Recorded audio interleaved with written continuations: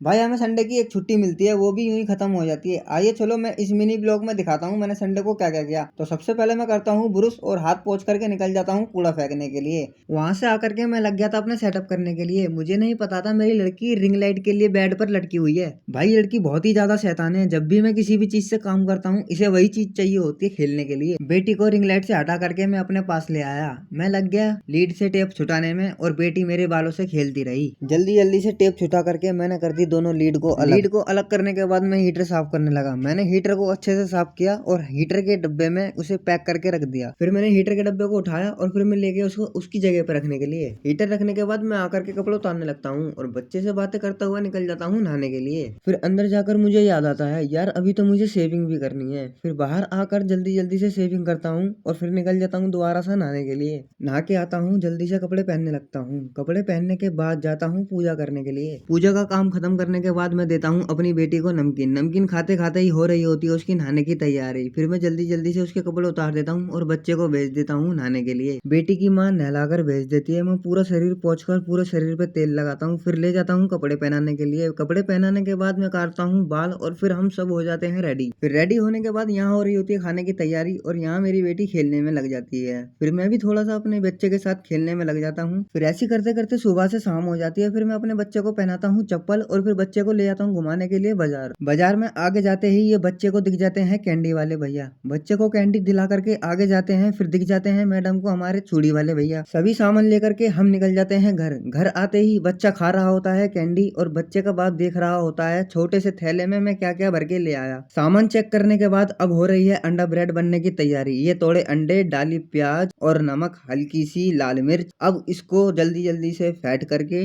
डाल देता हूँ। ये लगाया इस पर ब्रेड और ये थोड़ा सा सेकने के बाद ये बन के हो जाता है रेडी। ये देखिए। फिर थोड़ा ठंडा होने के बाद मैंने इसे खाया। मैंने खाकर देखा तो बड़ा मजा आया। मैंने सोचा भी नहीं था मुझसे इतना अच्छा बन सकता है ये। खाने पीने के बाद हम लेट करके सोने की तैयारी कर रहे थे। मेरी बेटी बोल रही थी वीडियो को लाइक करो। इस मिनी ब्लॉग को करते हैं यहीं खत्म। अब मिलते हैं आपको नेक्स्ट ब्लॉग में।